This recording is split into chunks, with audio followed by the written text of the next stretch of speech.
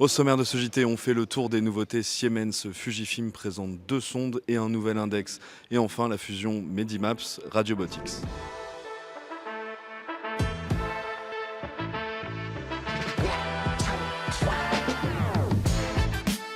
Avec le soutien de Remplax, l'application du remplacement médical. Avec le soutien de VOCA, le secrétariat IA pour l'imagerie médicale. ECR 2026, on est chez Siemens, c'est leur fief, ici l'ECR, beaucoup de nouveautés. Il va falloir qu'on fasse des choix. J'ai choisi interventionnel, tout un nouveau portfolio et beaucoup d'IA. Moi je vais du côté de la mammo et on se retrouve à la fin. C'est parti. Sébastien, la radiologie interventionnelle est de plus en plus importante et Siemens l'a bien compris avec tout un nouveau portfolio dédié à la RI. Exactement Martin, cette année on va lancer sur le congrès de l'ECR un tout nouveau portfolio dédié à l'imagerie internationale dont le maître mot est Inspired by You, Powered by AI, une nouvelle plateforme Siemens Healthineers conçue par les utilisateurs pour les utilisateurs. Alors, on ne va pas détailler tout le portfolio, mais on donne un ou deux exemples comme ça. Quelles sont les innovations pour le radiologue interventionnel ? En tout premier lieu, notre nouvelle tablette tactile, l'Artist Touch UI, qui va permettre de fluidifier les flux de travail de nos praticiens, car ça va leur permettre maintenant d'interagir directement en salle d'examen avec toute la partie imagerie 2D et 3D. Donc, on a parlé du portfolio qui est du hardware, mais powered by AI. Alors, qu'est-ce que fait cette AI justement ? Donc, la première chose, c'est Optic AI. Optic AI, c'est l'intégration dans notre nouvelle chaîne d'imagerie pour la première fois de l'intelligence artificielle. Le résultat, des images plus nettes et plus précises, tout cela à la dose délivrée la plus faible possible. Concrètement, comment ça fonctionne ? Vous voyez un petit peu le décodeur de Canal+, c'est la même chose, une image claire, nette, précise, sans bruit, afin d'apporter plus de visibilité et plus de précision pour nos utilisateurs au quotidien. L'importance sur la radiologie interventionnelle, c'est qu'on est en live, il faut des logiciels rapides et il faut qu'on ait des images les plus nettes possibles. Et là aussi, vous avez des innovations avec le flou cinétique. Là, exactement. On est très heureux de lancer aussi ce qu'on appelle le Syngo Dynacity More, qui est un algorithme de reconstruction qui va permettre de réduire les artefacts de flou cinétique qui sont engendrés par les mouvements respiratoires des patients lors des acquisitions CBCT. Alors ça va nous permettre d'améliorer l'image en supprimant le flou cinétique lié à la respiration afin d'apporter une imagerie de diagnostic de meilleure précision. Et qui dit précision, amélioration de la précision au niveau du diagnostic, dit amélioration de la précision aussi d'un point de vue thérapeutique. Il y a aussi des innovations au niveau de l'embolisation. Exactement. On est très heureux de lancer l'évolution de notre logiciel Embolization Guidance qui est désormais remplacé par My Embolization Guide. Donc ça c'est pareil, c'est un tout nouveau logiciel où on va intégrer de l'intelligence artificielle avec 3 points déterminants. Si je prends par exemple la chimio-embolisation hépatique, on va avoir la première étape qui va être le contourage au plus proche de la lésion. Ensuite, on va avoir une détection automatique de toute la vascularisation hépatique du cathéter qui va se retrouver au niveau du tronc cœliaque à la distalité au niveau du nodule. Et ensuite, pour finir, très important, on va avoir une simulation de l'injection. Ça va permettre aux praticiens d'anticiper le territoire qui va être justement traité par l'agent embolique qu'il va injecter et aussi de pouvoir améliorer un petit peu tout ce qui va être le follow-up du patient. Angiomammographie chez Siemens avec 2 innovations, ClearSem et ClearSem Biopsy. Alors on commence par ClearSem, qu'est-ce que c'est, qu'est-ce que ça fait ? Alors ClearSem, c'est notre nouvelle solution d'angiomammo sur le Mammomat Brilliant, notre 2e génération. Et clairement, c'est de pouvoir faire de l'angio en mammographie, de pouvoir avoir un diagnostic plus simple sur des lésions complexes et sur des seins denses pour pouvoir en fait apporter une réponse aux patientes très rapidement. Parce qu'effectivement, aujourd'hui, l'accès aux IRM peut être complexe et donc on va pouvoir apporter une réponse à la patiente dans la foulée de l'examen mammo. ClearSem Biopsy. Eh bien, ClearSem Biopsy, c'est un complément. C'est dans le panel complet de la prise en charge de la patiente qui s'appuie sur notre tomographie à large balayage. Et donc, là aussi, c'est pour pouvoir permettre de prendre en charge de façon globale la patiente à 360, de faire en fait la biopsie, le targeting avec la tomosynthèse et de pouvoir avoir une relation, un comparatif en fait avec le ClearSem et être sûr qu'on est au bon endroit. En clair, je suis radiologue, qu'est-ce que ça va m'apporter ? Alors aujourd'hui, qu'est-ce que ça apporte ? C'est une simplicité en fait dans le workflow et puis un diagnostic simplifié et rapide en fait aujourd'hui sur notre mammo. Et la patiente, qu'est-ce que ça va lui apporter? Alors moi, la patiente, ce que j'avais envie de dire, c'est qu'on parle beaucoup de confort, confort patiente et en fait confort physique. Et il faut savoir sur le Mamomat Bibrillante, on a beaucoup de technologies qui travaillent sur le confort physique patient. Mais grâce en fait à ce ClearSem et ClearSem Biopsy, eh bien finalement ça va jouer sur le confort émotionnel. Ça veut dire qu'on va pouvoir apporter une réponse immédiate et ça c'est un plus en fait pour les patientes. Bon, Fuji, vous avez mis le paquet cette année. Cette année, effectivement, nous avons un building indépendant qu'on appelle le House of Fujifilm, dans lequel nous présentons toutes nos innovations pour le CR cette année. Innovation, on va les voir. Allons-y. Allez, on est parti. IA, mais aussi nouvelles sondes. Exactement. Cette année, nous introduisons 2 nouvelles sondes avec notre nouvelle gamme Deep Insight X que vous avez entre vos mains.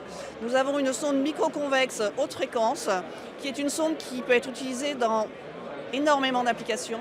On peut l'utiliser en pédiatrie, on peut l'utiliser en vasculaire, on peut l'utiliser aussi pour tout ce qui est intestin, tout ce qui peut être aussi superficiel quand on a besoin d'un large champ. C'est une sonde qui est vraiment universelle, je voudrais dire. Alors, et celle-là? Et celle-là, c'est une sonde donc, qui a une forme, on appelle ça acoustique, qui a une toute petite empreinte, qui a une très haute fréquence. C'est une sonde qui travaille à 25 MHz, donc qui est très importante pour quand on a des accès difficiles, donc par exemple le poignet, les doigts, ou tout ce qui peut être interventionnel en superficiel. Donc intelligence artificielle, nouvelle sonde, mais aussi nouvel index. Exactement. Nous avons dans nos systèmes un package pour quantifier tout ce qui est des maladies du foie, la fibrose, la stéatose, etc. L'atténuation, le shear wave, toutes ces choses-là. Et en plus, cette année, nous introduisons un nouvel index. C'est un index qui utilise l'imagerie, le backscattering, on appelle ça, et qui permet de quantifier la quantité de graisse dans le foie avec une valeur en pourcentage qui est corrélée avec la valeur en pourcentage qu'on obtient avec l'IRM PDFF. Didier, on est sur le stand Medimaps, mais Medimaps évolue avec l'acquisition d'une nouvelle entreprise. Tout à fait. Medimaps est en constante évolution. On essaye toujours de trouver des solutions supérieures par rapport à nos patients, développer la meilleure chose pour les patients, le workflow, donc nos collègues médicaux, pour que ça soit totalement intégré. Et l'acquisition de Radiobotique, une société danoise basée à Copenhague avec à peu près 20-25 personnes qui sont vraiment dans le domaine de l'intelligence artificielle aussi, où ils font de la détection de fractures, mais mon collègue CEO Peter en parlera plus que moi. Donc c'est vraiment plus qu'une acquisition, c'est une fusion pour avoir une plus grosse force de frappe. Alors tout à fait, il n'y a aucune ambiguïté là-dessus, c'est vraiment une stratégie, une acquisition stratégique et merger complète entre les deux sociétés, puisque leur management va participer à notre management, donc on va vers vraiment des cross-fonctions et on devient une entité avec simplement un panel de produits qui sont vraiment couvrent le patient journey, comme on dit en anglais, qui permettent de simplifier les choses de manière considérable et d'améliorer la prise en charge des patients. So, Peter, what's Radiobotics adding to Medimaps? We're giving Medimaps an AI fracture tool that's going to be fantastic for bone health. So what we have is fracture detection for the whole muscular skeleton. What Medimaps has is the whole osteoporosis treatment for muscular health. Mm-hmm. So together we can go into a bone health continuum and be the biggest company in this space. We will have three unique features. One is the fracture detection.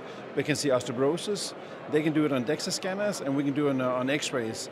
And in the future, we'll have a product together with them that's going to be launched in the not too distant future, on where you can discover osteoporosis on X-rays.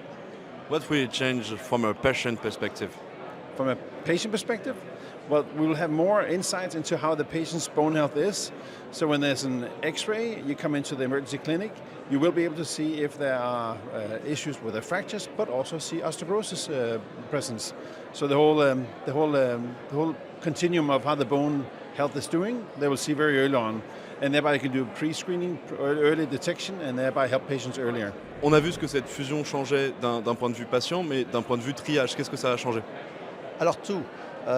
Parce que détecter la fracture, c'est une bonne chose, mais qu'est-ce qu'on en fait après? Donc c'est important de savoir si on doit avoir un traitement acute de la fracture ou alors si on doit triager le patient vers une prise en charge de l'ostéoporose.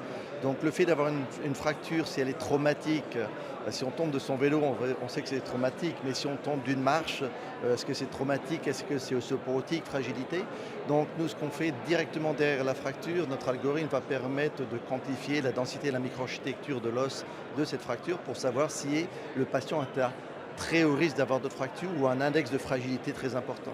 Donc en fonction de ça, si le patient a un index de fragilité important, on oriente vers un pathway de type ostéoporose ou fracture liaison service pour prendre en charge la fracture avec les composants d'ostéoporose. Si la densité et la structure est normale, dans ce cas-là, on fait le traitement de la fracture de manière simple avec un plâtre, etc.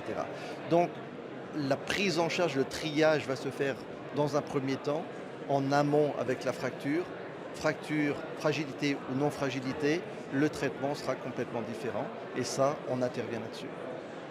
Cette fusion, c'est la première étape. C'est quoi le futur de cette compagnie? C'est ne pas avoir 3 produits qui se suivent, mais l'intégration sur une plateforme continue pour une prise en charge complète du patient de A à Z.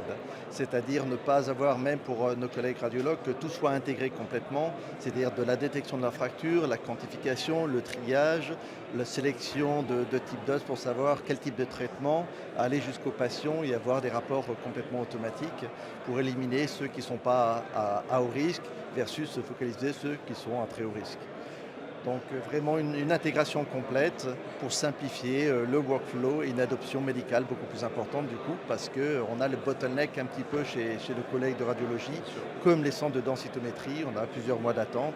Ben là on pourrait faire de manière beaucoup plus simple et intégrée. Avec le soutien de Remplax, l'application du remplacement médical. Avec le soutien de Voca, le secrétariat IA pour l'imagerie médicale.